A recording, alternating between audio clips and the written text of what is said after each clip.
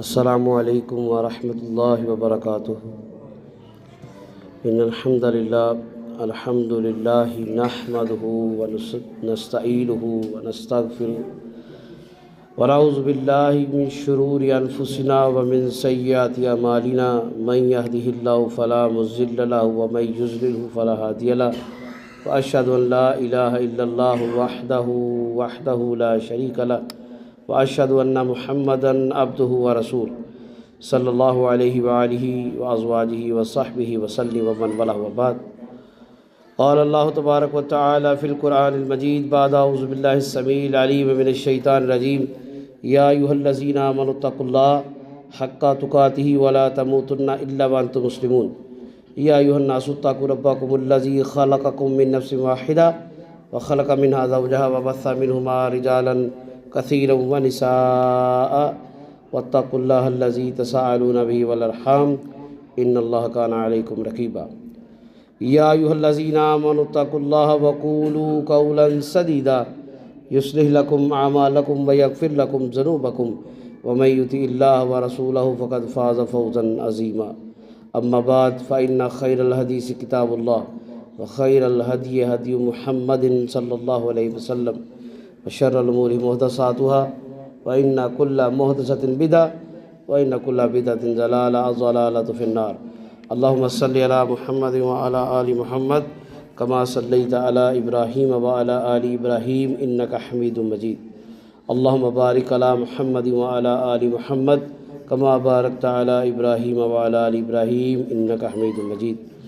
ربي اشرح لي صدري ويسر لي أمري واحلل عقدة من لساني يفقهوا قولي رب زدني علما۔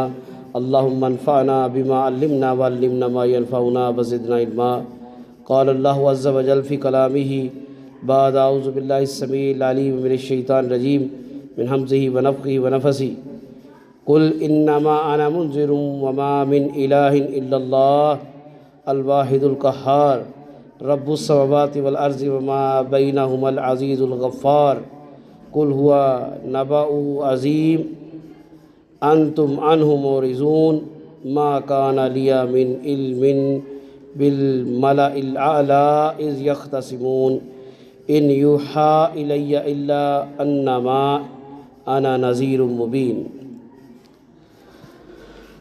اللہ کے فضل اور اس کی توفیق سے رمضان کی قیمتی اور قدر والی گھڑیاں جاری و ساری ہیں، اور رمضان کے اندر بھی بہترین وقت جو ہے وہ آخری عشرہ ہے، جیسا کہ آقا دو جہاں صلی اللہ علیہ وسلم نے فرمایا کہ آخری عشرے میں طاق راتیں ہیں، ان طاق راتوں میں ایک ایسی رات ہے جس کو قدر والی رات کہا گیا ہے، لیلۃ القدر، جس رات لوگوں کی تقدیریں لکھی جاتی ہیں، آئندہ رمضان تک جو زندہ رہے گا، جو مر جائے گا، جس کی معاملات طے ہونے ہیں، جس کی اولاد رزق ساری چیزیں لکھ دی جائیں گی، مغفرت لکھ دی جائے گی، یہ اس رات میں ہے۔ اور اس رات کی ایک فضیلت یہ بھی ہے تنزل الملائکۃ والروح، اللہ کی بابرکت مخلوق فرشتے جو ہیں اس رات میں نازل ہوتے ہیں، یعنی اس رات میں اللہ کی رحمتوں کا نزول ہوتا ہے۔ اور نبی رحمت صلی اللہ علیہ وسلم نے فرمایا کہ رمضان کے آخری عشرے میں سے تلاش کرو، ایک روایت میں ہے طاق راتوں میں سے تلاش کرو۔ تو اس پہ نبی کریم صلی اللہ علیہ وسلم کا عمل بھی ہے، صحابہ کی سنت بھی ہے کہ آخری عشرے میں وہ بہت محنت کیا کرتے تھے، راتوں کو جاگ کر گزارنا۔ کس طرح جاگنا ہے کہ لمبا لمبا قیام کرنا ہے، دعائیں کرنی ہیں، اذکار کرنے ہیں، اور اپنے گھر والوں کو بھی جگانا ہے، اور دن میں بھی جتنی زیادہ سے زیادہ عبادت ہو سکے کرنی ہے۔ یہ 10 دن اپنی ڈکشنری سے آرام کا لفظ نکال دیں یا تھوڑا آگے لے جائیں کہ آرام کم کرنا ہے۔ آج رمضان المبارک کا ممکن ہے کہ اس سال جو 2026 سن عیسوی اور 1447 ہجری اسلامی کیلنڈر ہے، اس کے رمضان المبارک کا آخری جمعہ ہو۔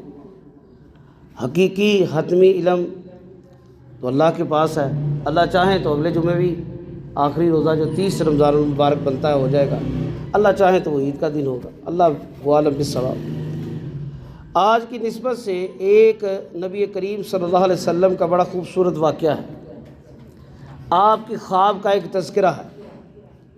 سورہ صاد کی آیت نمبر 69 میں صاحب کتاب مفسرین جو ہیں وہ ایک واقعہ لے کے آئے ہیں۔ سنن ترمذی کے اندر 3233، 34 اور 35 نمبر حدیث میں اس خواب کا تذکرہ ہے۔ آیت مبارکہ کیا ہے؟ ما کان علی من علم بالملأ الاعلی اذ یختصمون،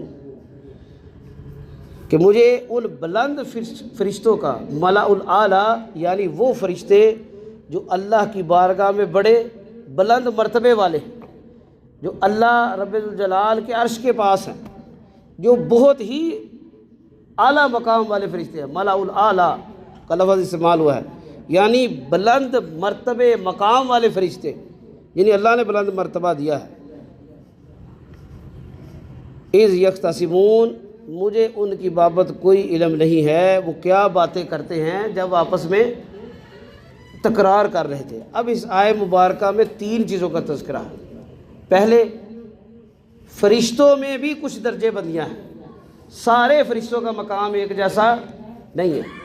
جس طرح اللہ نے انسانوں میں درجہ بندیاں بنائی ہیں نا، سورہ حجرات میں اللہ فرماتے ہیں ان اکرمکم عند اللہ اتقاکم، مسلمانوں میں بہترین وہ ہے جس کا تقوی سب سے بہتر ہے۔ اور فرشتوں میں بھی جو اللہ کے سب سے مقرب ہیں، ملأ الاعلی بلند درجہ کے فرشتے ہیں۔ دوسرا، نبی رحمت صلی اللہ علیہ وسلم کے اس خواب کا تذکرہ ہے کہ جب آپ کو اللہ نے خواب میں معاملات دکھائے، اور یہ بھی آپ کے معجزات میں سے ایک معجزہ ہے۔ اور تیسری بات یہ ہے ما کان لی من علم، جو ابتدا میں ہے، میرے پاس اس کا علم نہیں ہے۔ ما کان لی علم، کچھ لوگ یہاں پر خطا کھا جاتے ہیں، وہ کہتے ہیں کہ یہ بات کرنا نبی علیہ السلام کی شان میں گستاخی ہے۔ سورہ الکہف کی آخر میں اللہ فرماتے ہیں قل انما انا بشر مثلکم یوحی الی، کہ فرما دیجئے میں تمہارے جیسا ایک بشر ہوں۔ اب یہاں پر کچھ لوگوں نے کہا کہ نعوذ باللہ ہم جیسے انسان ہیں۔ اللہ کے نبی علیہ السلام بایولوجیکلی، جینیٹیکلی ایک انسان ہونے کی حیثیت سے فطری طور پر ایک انسان ہے۔ آپ کے ایک والد ہیں جن کا نام حضرت عبداللہ ہے، آپ کی ایک والدہ ہیں جن کا نام حضرت بی بی آمنہ ہے، آپ ان کے بطن سے پیدا ہوئے، اور آپ نے بھی دنیا میں کئی ہزاروں لاکھوں کروڑوں لوگوں کی طرح اپنے بچپن میں یتیمی کا حصہ گزارا ہے۔ یعنی آپ کی پیدائش سے پہلے والد کا انتقال ہو گیا، 2-2.5 سال کی عمر تھی، والدہ کا انتقال ہو گیا، پھر تقریباً کچھ 6-6.25 سال کے تھے، آپ اپنے دادا عبد المطلب کی کفالت میں تھے، ان کا بھی انتقال ہو گیا، پھر آپ کی کفالت آپ کے چچا حضرت ابو طالب کے پاس چلے گئے، حضرت علی کے والد کے۔ تو نبی علیہ السلام کے ساتھ کچھ معاملات ایسے ہیں جو عام انسانوں والے ہیں، لیکن آپ کا اعجاز کیا ہے؟ اصل قرآن آپ کا اعجاز سمجھاتا ہے، یوحی الیہ، کہ میں تمہارے جیسا ایک بشر ہوا، نبی ان سے فرما دیجئے، لیکن میری طرف وحی کی جاتی ہے۔ اس گمان میں نہ رہنا کہ تم اور میں ایک جیسے ہوں۔ مجھ پر اللہ کا قرآن نازل ہوتا ہے، اللہ کا فرمان نازل ہوتا ہے، میری بارے میں تو اللہ کا یہ فرمان بھی موجود ہے، وما ینطق عن الہوی ان ہوا الا وحی یوحی، میرے نبی اپنے پاس سے کوئی بات نہیں کہتے، آپ جو فرماتے ہیں وہ آپ کی طرف وحی کیا گیا ہے۔ یعنی آپ کا قول، آپ کا فعل، آپ کا عمل، آپ کا کسی معاملے میں خوش ہونا، آپ کا کسی معاملے میں ناراض ہونا، یہ بھی دین کا حصہ ہے، اور یہ اللہ کی طرف سے متعین کردہ ہے، یہ اس وحی کی برکت اور فضیلت ہے۔ تو اللہ کے نبی علیہ السلام کہ کچھ اعجازات ابن قیم رحمہ اللہ علیہ اپنی کتاب میں اغاثۃ الحفان کے اندر، یا اغاثۃ للحفان، یہ کتاب انہوں نے مرتب کی ہے، اس کے اندر تذکرہ کرتے ہیں کہ نبی علیہ السلام کے کم و بیش 1000 کے قریب معجزات ہیں۔ کتنے؟ 1000۔ وہ چند کا تذکرہ کرتے ہیں، کہتے ہیں کہ نمایاں جو آپ کے معجزات ہیں ان میں سے شق القمر، چاند کے 2 ٹکڑے ہو جانا، پھر معراج کا سفر، پھر آپ کی انگلیوں سے پانی کا چشمے جاری ہونا، اور اس پانی سے پورا لشکر اسلامی جو ہے اس نے پانی بھی پیا، اپنے جانوروں کو بھی پلایا، وضو بھی کیا، پانی اپنے پاس سٹور بھی کر لیا، پھر بھی پانی ختم نہیں ہوا۔ یہ نبی علیہ السلام کا معجزہ ہے۔ پھر اس کے بعد ایک صحابی نے آپ کی دعوت کی، آپ نے اپنا لعاب ان کے سالن میں ڈالا، لعاب مبارک ڈالا، کھانے میں اتنی برکت ہوئی کہ کئی سینکڑوں کا لشکر کھا پی کے سیر ہو گیا، ہنڈیاں ویسی کی ویسی رہی، جو آٹا گوندا ہوا تھا پرات میں ویسے کا ویسا رہا۔ یہ نبی علیہ السلام کا ایک معجزہ۔ پھر اللہ کے نبی علیہ السلام کے دور میں جانوروں کا آپ سے کلام کرنا۔ پھر نبی کریم صلی اللہ علیہ وسلم نے مسجد نبوی میں ایک ستون آپ کے لیے بنایا گیا ممبر کے طور پر کہ آپ اس پہ بیٹھ کے صحابہ کو واعظ فرمائیں۔ جب آپ کے لیے ایک باقاعدہ ممبر بنایا گیا تو اس ستون کو جب اس جگہ سے اکھاڑا گیا تو وہ رونے لگا۔ یعنی نہ صرف انسان، جن و انس، بلکہ کائنات کی ہر چیز جو ہے نبی رحمت صلی اللہ علیہ وسلم کی رحمت کی مرغوب ہے، آپ سے محبت کرتی ہے۔ اور اس کے بعد غزوہ خیبر میں سیدنا علی المرتضیٰ رضی اللہ تعالیٰ عنہ، جن کی عشوب چشم تھی، کوئی آنکھوں میں وائرل ڈیسیز کی وجہ سے آنکھوں کا دیکھنا کھلنا مشکل تھا، نبی رحمت صلی اللہ علیہ وسلم نے اپنا لباب دعاہن، لباب مبارک لگایا، حضرت علی رضی اللہ تعالیٰ عنہ کی آنکھیں ٹھیک ہوئیں۔ اور حضرت علی فرماتے ہیں اس دن کے بعد میری آنکھیں کبھی خراب نہیں ہوئیں، میری بینائی کبھی کمزور نہیں ہوئی، مجھے آنکھوں کا کوئی مسئلہ نہیں ہوا۔ یہ نبی مکرم صلی اللہ علیہ وسلم کے معجزات میں سے ایک ہے۔ پھر اس کے علاوہ غیب کی خبریں دینا، اور بخاری اور مسلم میں نبی کریم صلی اللہ علیہ وسلم کے یہ معجزات کا تذکرہ ہے۔ اور آپ کا سب سے بڑا معجزہ، ابن قیم کہتے ہیں کہ کچھ معجزات ایسے ہیں جو آپ کی حیات مبارکہ میں وقوع پذیر ہو گئے، کچھ ایسے ہیں جو آپ کے بعد بھی جاری و ساری ہیں۔ ان میں سے سب سے بڑا معجزہ القرآن الحکیم، قرآن نبی کریم صلی اللہ علیہ وسلم کا سب سے بڑا معجزہ ہے۔ یہ ایسی انقلابی کتاب ہے، آرڈر ہے، جو لوگوں کے دل بدلنے والی ہے، جو لوگوں کے حالات بدلنے والی ہے، جو ایک حیوان کو انسان بنانے والی ہے۔ وہ فارسی کا ایک شاعر ہے نا، اس نے کہا تھا کہ نبی کریم صلی اللہ علیہ وسلم کی میں تمہیں خوبی کیا بیان کروں، آدمس انسان بناوا رحمت للعالمین۔ ان کی سب سے بڑی خوبی یہ ہے کہ انہوں نے آدمی کو ایک انسان بنا دیا۔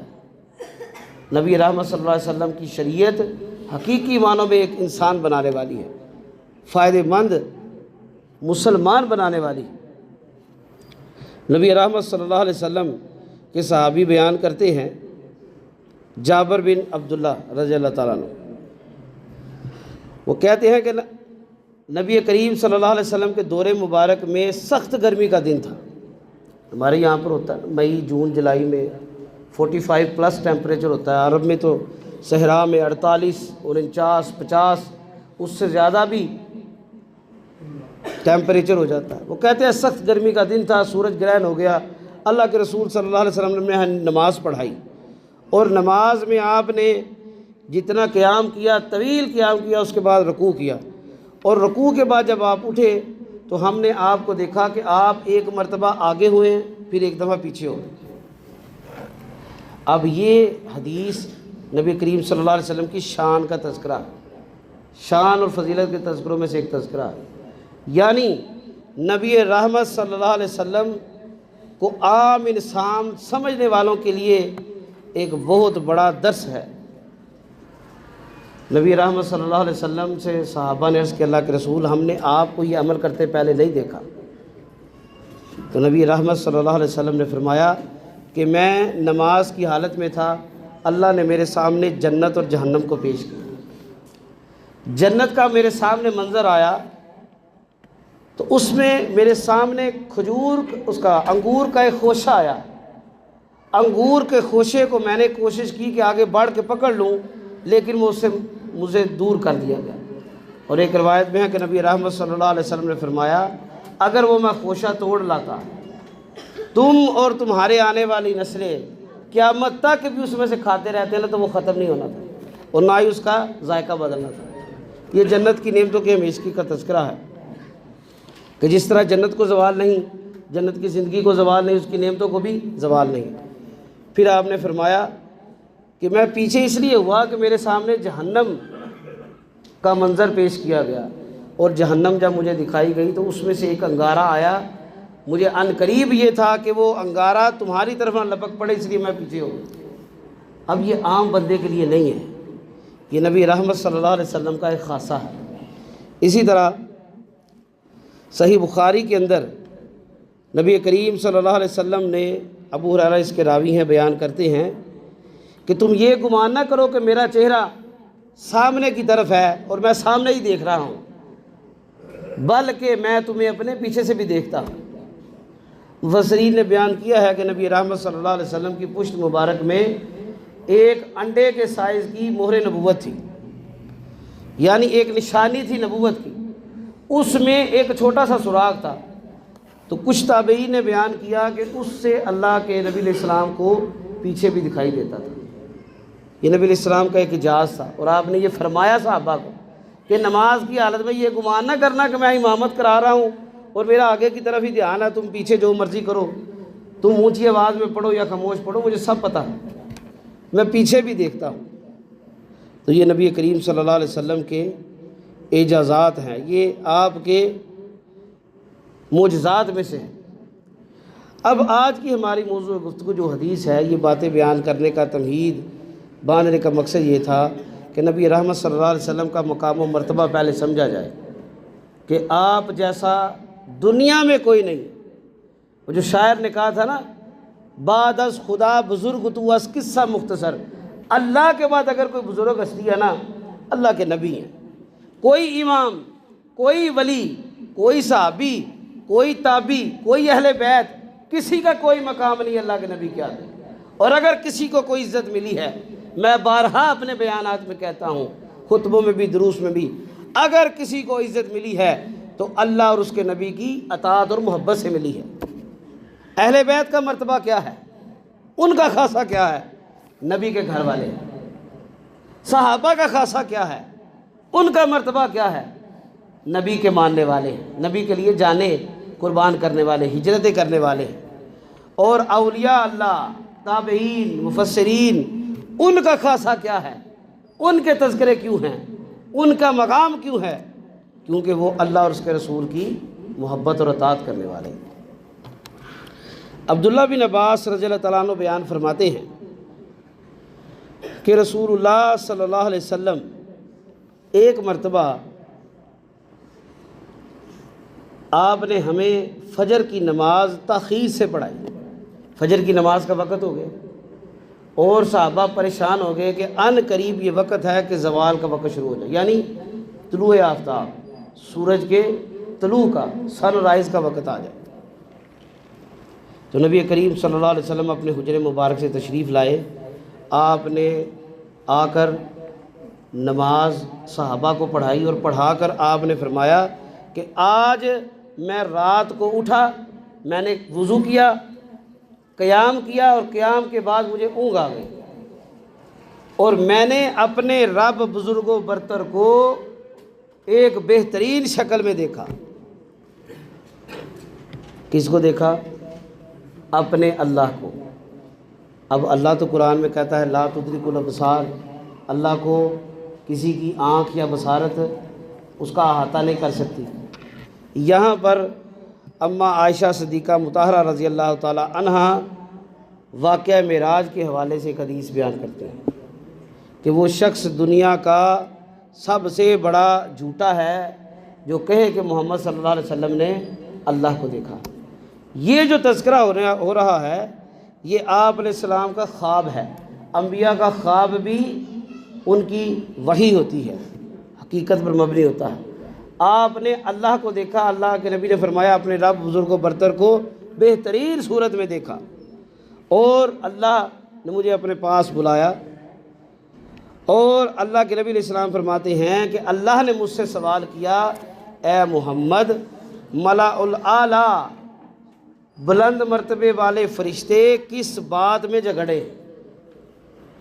اب یہ جو میں نے آپ کے کچھ معجزات بیان کیے ہیں نبی کریم صلی اللہ علیہ وسلم کے، کہ آپ علیہ الصلوۃ والسلام اپنے پیچھے سے بھی دیکھتے تھے۔ اب حدیث میں 6 اعمال کا تذکرہ ہے، 6 فرشتے آپس میں باتیں کر رہے ہیں۔ آج ہمارے سامنے 2 بندے لگاتار باتیں کریں نا تو ہمیں کسی کی سمجھ نہیں آتی کہ کون کیا کہہ رہا ہے، آدھی پچاتی بات کا پتہ چلتا ہے، کچھ پتہ چلتا ہے کچھ نہیں۔ لیکن نبی کریم صلی اللہ علیہ وسلم کا یہ ایک معجزہ ہے، 6 فرشتے بات کر رہے ہیں آپس میں، اور باتیں بھی آپس میں مکالمہ کر رہے ہیں، بحث و مباحثہ کر رہے ہیں، کسی چیز کا تذکرہ کر رہے ہیں۔ آپ کو ہر ایک کی بات اسی طرح سنائی دی جیسے وہ اکیلا اکیلا بات کر رہا ہے۔ تو نبی رحمت صلی اللہ علیہ وسلم نے فرمایا کہ اللہ میرے علم میں نہیں ہے وہ کیا بیان کر رہے ہیں۔ اللہ کے نبی فرماتے ہیں اللہ نے مجھے 3 مرتبہ پوچھا کہ ملا اعلیٰ میں فرشتے جو ہیں بلند مرتبہ والے کیا بات کر رہے ہیں، کس بارے میں آپس میں مذاکرہ کر رہے ہیں۔ 3 مرتبہ میں نے فرمایا میرے علم میں نہیں ہے۔ پھر اللہ کے نبی علیہ السلام نے فرمایا کہ اللہ تعالیٰ نے اپنا ہاتھ میرے کندھوں کے درمیان پہ رکھا، یہ جو پیچھے والا حصہ ہے نا ادھر، اور میں نے اپنے رب کے ہاتھوں کی ٹھنڈک محسوس کی۔ اور پھر اللہ کے نبی علیہ السلام فرماتے ہیں کہ مجھ پر زمین و آسمان کے سارے راز اشکار ہو گئے۔ پھر اللہ نے مجھ سے پوچھا کہ ملا اعلیٰ کس بات میں جھگڑے ہیں، کس بات میں باتیں کر رہے ہیں؟ تو نبی رحمت صلی اللہ علیہ وسلم نے فرمایا کہ اے میرے رب وہ کفارات اور درجات کے بارے میں بات کر رہے ہیں۔ اب یہ ہے اس حدیث کا کرکس، مین ٹاپک جو ہے۔ پہلا حصہ نبی رحمت صلی اللہ علیہ وسلم کی شان، آپ کا اعجاز، آپ کے مقام و مرتبے اور فضیلت کا۔ دوسرا حصہ اللہ کے نبی صلی اللہ علیہ وسلم نے جو اہم کام اپنی امت کو بتانا ہے، جو اللہ نے اپنے نبی کے ذریعے ہمیں بتایا۔ اللہ کے نبی نے فرمایا کہ اے میرے رب ملاء الاعلیٰ اعلیٰ درجے کے فرشتے 2 کاموں کے بارے میں جھگڑے، کفارات میں اور درجات میں۔ کفارات کفارہ کا جمع ہے، اس کا مطلب ہوتا ہے کسی چیز کی کفایت کرنا، کسی چیز کو پورا آ جانا، کسی چیز کی خامی کو دور کرنے والا معاملہ۔ اب اللہ کے رسول صلی اللہ علیہ وسلم سے جب پوچھا گیا تو کفارات کیا ہیں، تو آپ نے فرمایا سب سے پہلا ناگواری کے باوجود اچھا اور احسن وضو کرنا۔ سخت سردی ہے، گیزر بھی نہیں لگا، رات کی ٹینکی کا پانی ہے، 8-10 گھنٹے ٹھنڈا یخ پانی ہے، اس پانی سے وضو کرنا۔ یا گرمیوں کی مثال لے لیں، دھوپ اپنی جوبن پر ہے، سورج اپنی آب و تاب پر ہے، ٹینکی کا نلکوں میں آنے والا پانی گرم ہے، ٹھنڈا پانی میسر نہیں ہے، اس حالت میں وضو کرنا، یہ سب سے پہلا کام ہے گناہوں کے کفارے کا۔ اور جو بندہ اس مجبوری اور کیفیت میں وضو کرتا ہے اللہ تعالیٰ اس کے گناہ کو معاف کر دیتے ہیں۔ یہ فرشتے تذکرہ کر رہے ہیں، یہ وہ کام ہے جو اللہ نے اپنی نبی کے ذریعے ہمیں بتایا ہے۔ یعنی یہ ان وضو چوروں کے لیے بھی ایک ہدایت ہے جو چھوٹی چھوٹی بات پر وضو کرنا چھوڑ دیتے ہیں۔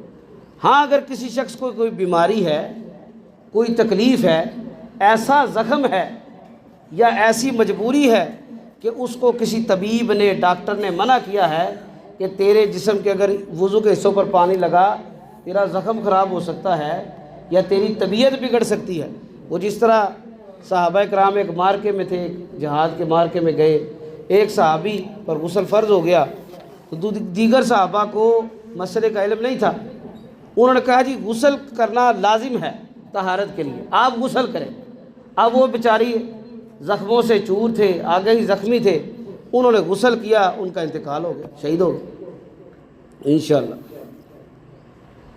اب نبی کریم صلی اللہ علیہ وسلم کو اس بات کا پتہ چلا تو آپ نے فرمایا کہ تم نے اپنے ساتھی پر سختی کی ہے، اسے چاہیے تھا کہ وہ تیمم کر لیتا۔ یعنی اگر کسی کو بڑی مجبوری ہے، کوئی بڑی سخت بیماری ہے، جان کا خطرہ ہے یا انفیکشن کا خطرہ ہے، پھر وہ وضو کی جگہ یا غسل کی جگہ کپڑے تبدیل کر کے تیمم کر سکتا ہے۔ لیکن اگر کسی کو کوئی بیماری نہیں ہے، اس کے لیے لازم ہے کہ وہ نماز کے لیے وضو کرے، اور وہ وضو جو مجبوری کی حالت میں ہو، انسان تھکا ہے، سفر سے آیا ہے، کاروبار سے آیا ہے، دل نہیں کر رہا اٹھنے کو، کسی سے بات کرنے کو دل نہیں کر رہا، اس حالت میں وضو کر کے نماز کے لیے جانا یہ اللہ کو بڑا پسند ہے۔ اس کو کیا کہا فرشتوں نے؟ کفارات کا پہلا عمل ہے، گناہوں کا کفارہ ہے۔ اس کو سنتے جائیے گا، اس کو اپنے دل کی آنکھیں اور دماغ کھول کے سنیے گا۔ یہ رمضان کا تحفہ آپ کے لیے میں لے کے آیا ہوں، اللہ کے نبی کو جو تحفہ ملا ہے اللہ کی طرف سے، ان تحفوں میں سے ایک تحفہ ہے۔ اس کے بعد فرمایا دوسرا، مسجد کی طرف پیدل چل کے جانا۔ کوئی بیمار ہے، بزرگ ہے، کسی نے زیادہ دور سے آنا ہے، وہ سواری پر آ جائے، اس کے لیے رخصت ہے۔ لیکن جس کا گھر قریب ہے، جس کو کوئی مجبوری نہیں ہے، اس کے لیے بہتر عمل کیا ہے؟ پیدل چل کے آئے۔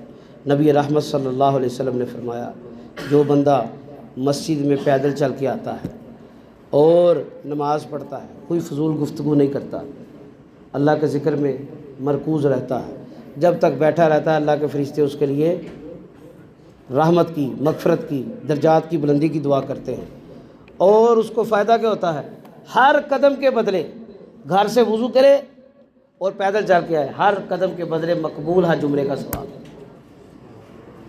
کتنا بڑا اجر ہے! ایک قدم کے بدلے انسان صبح فجر کی نماز پڑھتا ہے، صحیح حدیث میں ہے، فجر کی نماز پڑھ کے اپنی جگہ پر بیٹھا رہے اور طلوع آفتاب تک، سورج کے طلوع ہونے تک اللہ کا ذکر کرتا رہے، کوئی لا یعنی گفتگو نہ کرے، کسی سے بات نہ کرے، اذکار کر رہا ہے، قرآن پڑھ رہا ہے، دعائیں مانگ رہا ہے، اور جب سورج طلوع ہو جائے تو اس کے کچھ عرصے بعد 10-15 منٹ کے وقفے کے بعد اشراق کی 2 رکعت ادا کرے، اس کو ثواب ملتا ہے مقبول حج عمرے کا، ایک دفعہ ایک عمل سے۔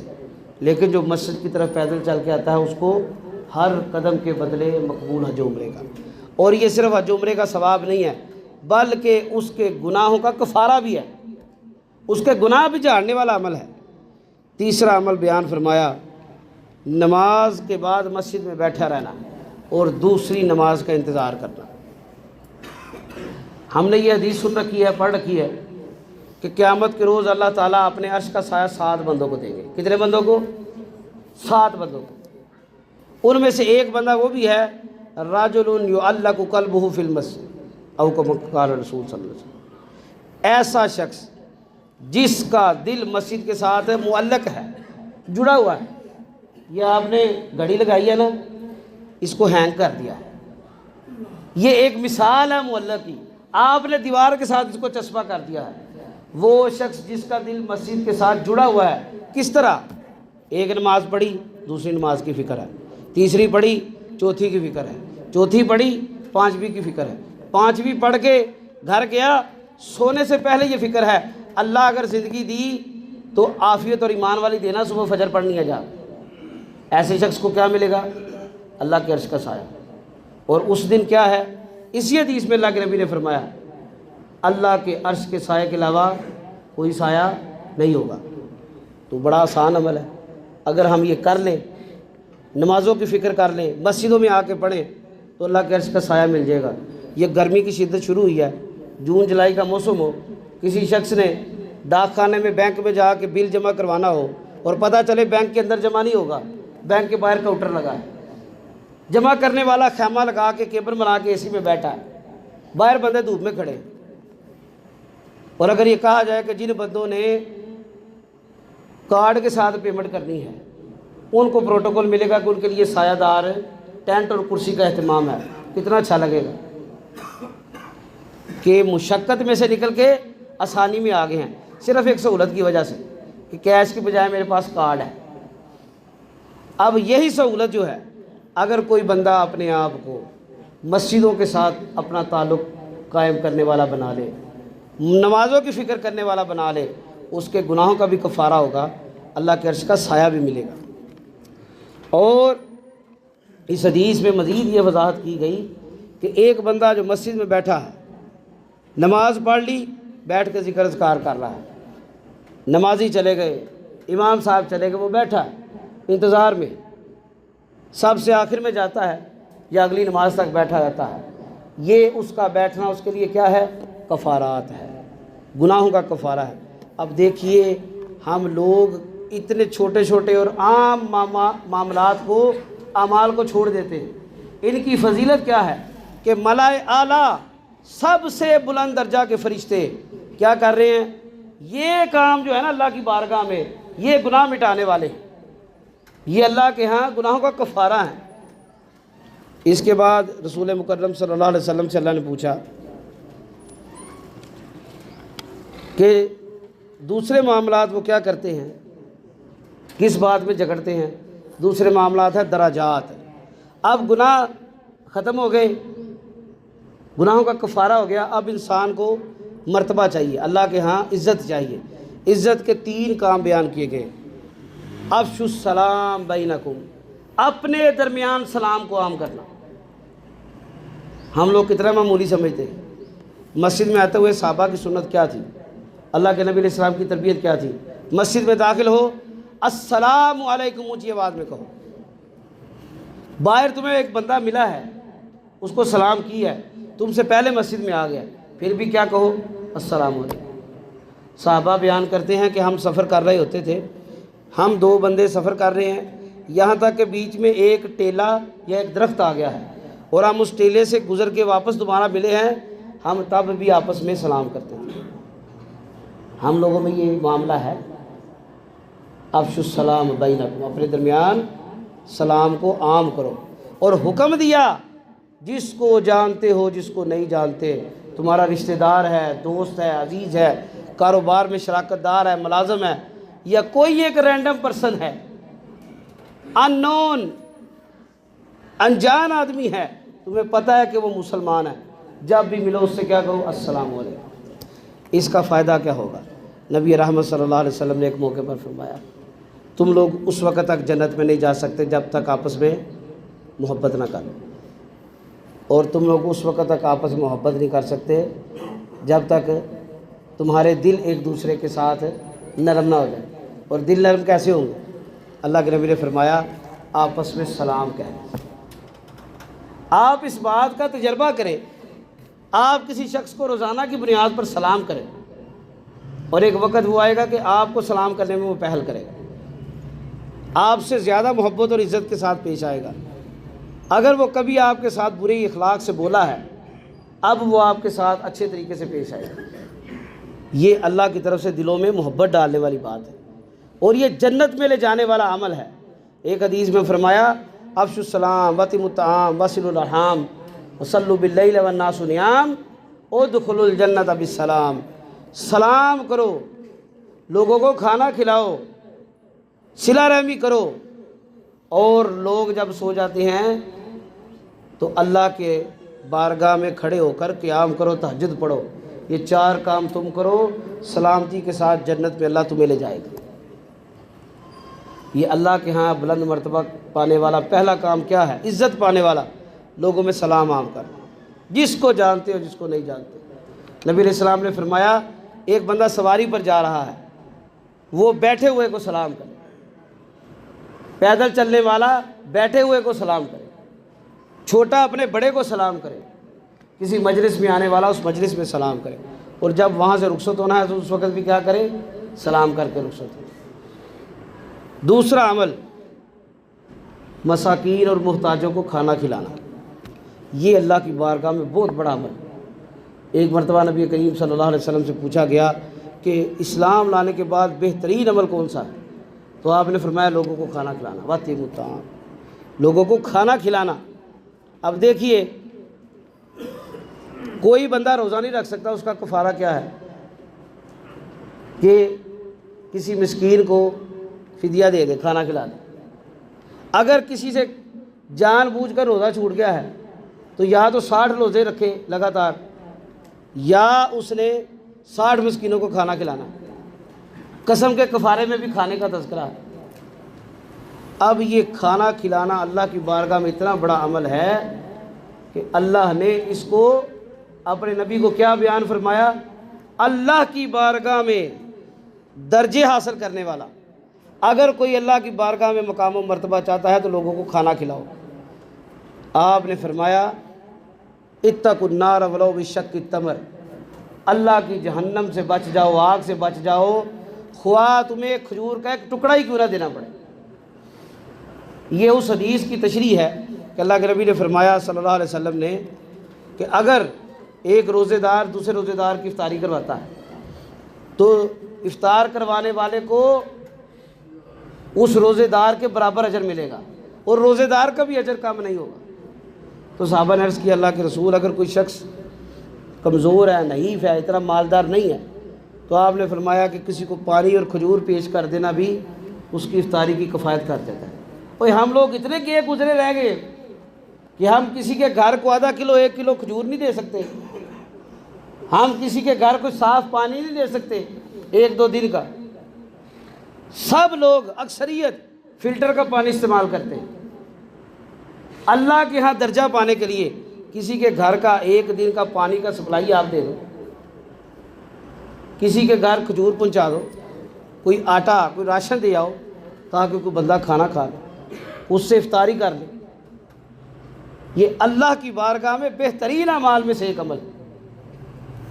اور اس کے بعد فرمایا تیسرا عمل، رات کو اٹھ کر تہجد پڑھنا جب لوگ سو رہے ہیں، جیسے میں نے آپ کو پہلے بھی یہ حدیث بیان کی ہے، اس میں چوتھے کام کا بھی تذکرہ ہے، صلہ رحمی کا۔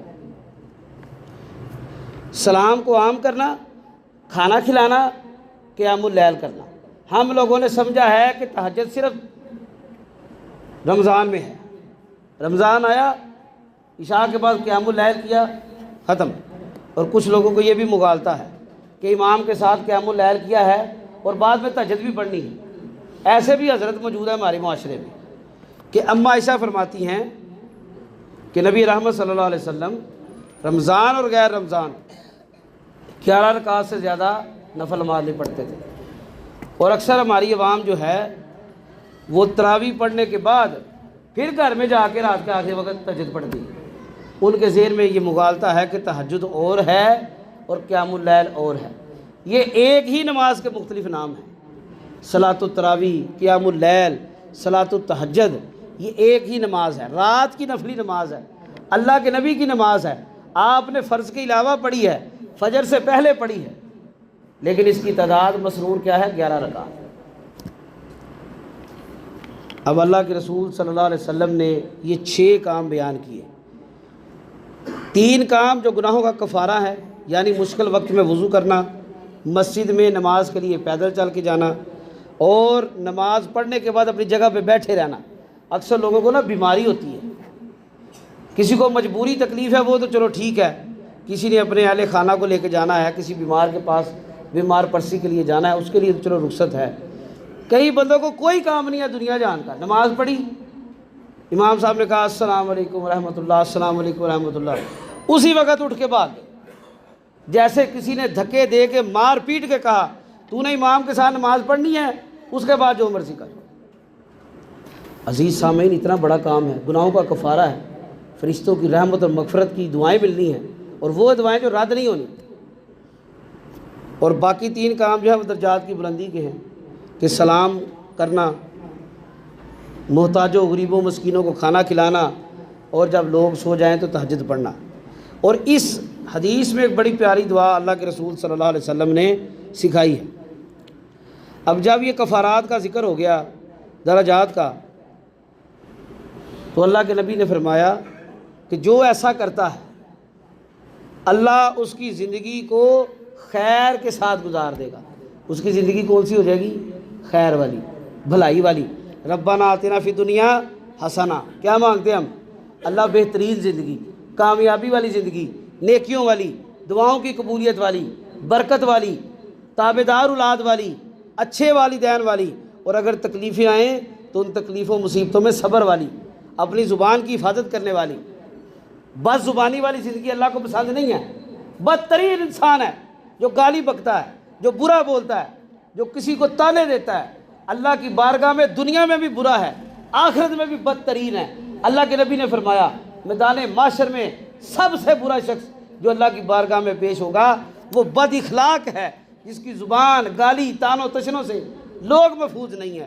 مشرک کو برا اللہ نے نہیں کہا اتنا، منافق کو اتنا برا نہیں کہا جو جہنم کے آخری گڑھے میں ہے۔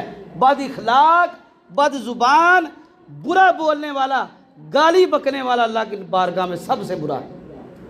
اللہ ہمیں ایسا برا بننے سے محفوظ رکھے۔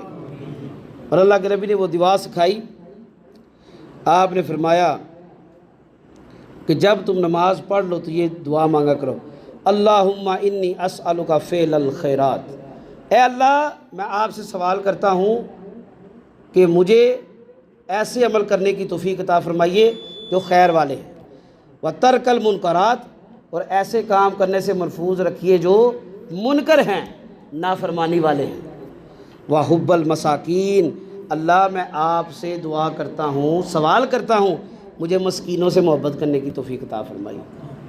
ہم لوگ مسکینوں سے محبت نہیں کرتے، ہم لوگ پیسے والوں سے محبت کرتے ہیں، عہدے والے سے محبت کرتے ہیں۔ کوئی غریب آ جائے نا افطاری کے ٹائم کہ جناب آج ہمارے گھر میں کچھ نہیں بنا تو ہمیں افطاری کروا دیں، آپ کو پتہ ہے اس کے حالات ٹھیک نہیں ہیں، اور یہ پکڑو 2-3 چیزیں، جاؤ جاؤ تمہارا کام یہی ہے۔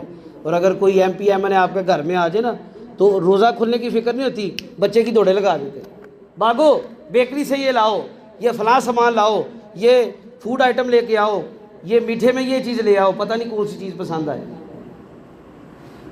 تو اللہ کے نبی نے کیا دعا کی، اللہ وحب المساکین، اللہ مجھے مسکینوں کے ساتھ محبت کرنے کی توفیق عطا فرما، وَإِذَا أَرَدْتَ بِعِبَادِكَ فِتْنَةً فَاقْبِضْنِی، اور جب تو اپنے بندوں کو آزمائش میں مبتلا کرے، فتنے میں ڈالے، فَاقْبِضْنِی إِلَيْكَ غَيْرَ مَفْتُونٍ، تو اللہ مجھے اس آزمائش سے پہلے اپنے پاس بلا لینا، مجھے آزمائش والوں میں نہ کرنا۔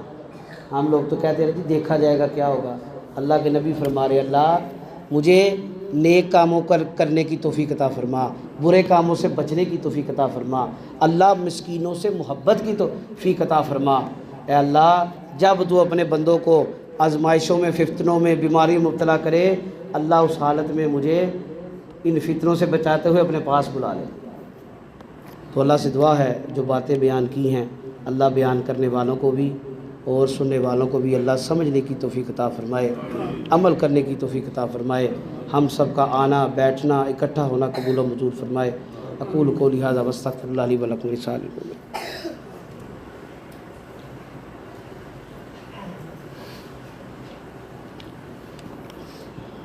ان الحمد للہ نحمده ونستعینه ونستغفره ونعوذ باللہ من شرور انفسنا ومن سیئات اعمالنا من يهده الله فلا مضل له ومن يضلل فلا هادي له واشهد ان لا اله الا الله وحده لا شريك له واشهد ان محمدا عبده ورسوله صلی اللہ علیہ وآلہ وسلم۔ قال اللہ تبارک وتعالی فی القرآن المجید بعد اعوذ باللہ السمیع العلیم من الشیطان الرجیم یا ایھا الذین آمنوا اتقوا اللہ وقولوا قولا سدیدا یصلح لکم اعمالکم ویغفر لکم ذنوبکم ومن یطع اللہ ورسولہ فقد فاز فوزا عظیما۔ اما بعد فإن خیر الحدیث کتاب اللہ وخیر الہدی ہدی محمد صلی اللہ علیہ وسلم وشر الامور محدثاتها وإن كل محدثۃ بدعۃ وإن كل بدعۃ ضلالۃ الضلالۃ فی النار۔ اللهم صل علی محمد وعلی آل محمد كما صلیت علی ابراہیم وعلی آل ابراہیم انک حمید مجید۔ اللهم بارک علی محمد وعلی آل محمد كما بارکت علی ابراہیم وعلی آل ابراہیم انک حمید مجید۔ اللهم اعز الاسلام والمسلمین، اللهم اذل الشرک والمشرکین، اللهم دمر اعداء الدین، اللهم نصر من نصر دین محمد صلی اللہ علیہ وسلم۔ اے اللہ جتنے بھی مسلمان پریشان حال ہیں، اللہ جتنے بھی لوگ مظلوم ہیں، اللہ تمام مظلوموں کی مدد فرما۔ اے اللہ فلسطین میں، پاکستان میں، کشمیر میں، جہاں پر بھی مسلمانوں پر ظلم ہو رہا ہے، اللہ جن ملکوں میں مظلوموں پر، مسلمانوں پر ظلم ہو رہا ہے، اللہ تمام مظلوموں کی، مسلمانوں کی مدد فرما۔ اللہ ظالموں کو ہدایت عطا فرما۔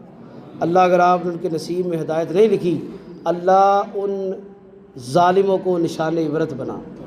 اے اللہ جتنے ہمارے بزرگ بڑے چھوٹے بیمار ہیں، ہسپتالوں میں ہیں، گھروں میں ہیں، اللہ سب کو شفائے کاملہ عاجلہ عطا فرما۔ اللہ جن کے والدین بیمار ہیں، اللہ ان کے والدین کو شفائے کاملہ عاجلہ عطا فرما۔ اللہ بچوں کو، مردوں کو، عورتوں کو، نوجوانوں کو، اللہ بوڑھوں کو ایمان والی، صحت والی، عافیت والی زندگی عطا فرما۔ اے اللہ جتنے ہمارے عزیز و اقارب ایمان کی حالت سے اس دنیا سے چلے گئے، اللہ سب کی کامل بخشش مغفرت فرما۔ اے اللہ یہ رمضان میں ہم نے جو عبادتیں کی ہیں، جو قیام کیا ہے، جو روزے رکھے ہیں، جو افطاری سحریاں کی ہیں اور کروائی ہیں، اللہ لوگوں کے ساتھ صلہ رحمی کی ہے، اللہ ان نیکیوں کو قبول و منظور فرما۔ اللہ ان نیکیوں کو ضائع نہ فرمانا۔ اللہ ان نیکیوں کو ہمارے لیے درجات کی بلندی کا ذریعہ بنا، ہمارے گناہوں کا کفارہ بنا۔ اے اللہ ہمیں ان خوش نصیبوں میں شامل کر لے کہ جن کے مقدر میں تو نے اگلا رمضان بھی لکھا ہے۔ اے اللہ اس رمضان کی محنت بھی قبول و منظور فرما۔ اے اللہ آئندہ رمضان بھی دینا تو ایمان، صحت اور عافیت والا دینا۔ اور اللہ اگر ہمارے مقدر میں رمضان نہیں لکھا تو اللہ ایسی موت عطا فرما جو تیری رحمت اور مغفرت والی ہو، تیری طرف سے نجات والی ہو، تیری طرف سے رحمت و برکت و بشارتوں والی ہو۔ اے اللہ ہمیں موت کے وقت اعلیٰ علیین میں مقام عطا فرمانا۔ اے اللہ ہمیں قبر کی تیاری کی، حشر کی تیاری کی، حساب کتاب کی تیاری کی توفیق عطا فرما۔ اے اللہ ہمارا، ہمارے بڑوں کا، ہمارے بچوں کا، اللہ ہم سب کا آسان حساب فرمانا۔ اے اللہ ہمارے اعمال بڑے تھوڑے ہیں، اللہ اعمال بڑے تھوڑے ہیں، اللہ اعمال بڑے تھوڑے ہیں، اللہ ہم اقرار کرتے ہیں تو بہتر جاننے والا ہے اللہ، لیکن تیری رحمت بڑی وسیع ہے، تیری رحمت بے مثال ہے، تیری رحمت کا کوئی بیان نہیں ہے۔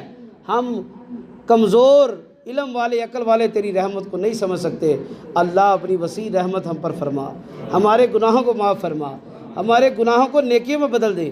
اے اللہ ہماری محنتوں کو، عبادتوں کو قبول و منظور فرما۔ اے اللہ جو حاجات، مناجات، ضروریات تیرے گھر میں، تیرے در پہ لے کے آئے ہیں، اللہ تیرے در کے منگتے ہیں، تیرے در کے فقیر ہیں۔ اللہ ہمیں کوئی شرم نہیں ہے کہنے میں، اللہ ہم تیرے فقیر ہیں۔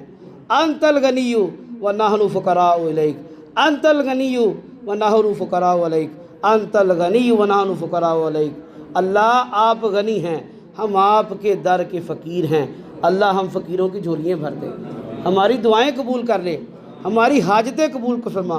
اے اللہ بے گھروں کو گھر عطا فرما، مقروضوں کے قرض اتار دے، بے اولادوں کو اولاد عطا فرما۔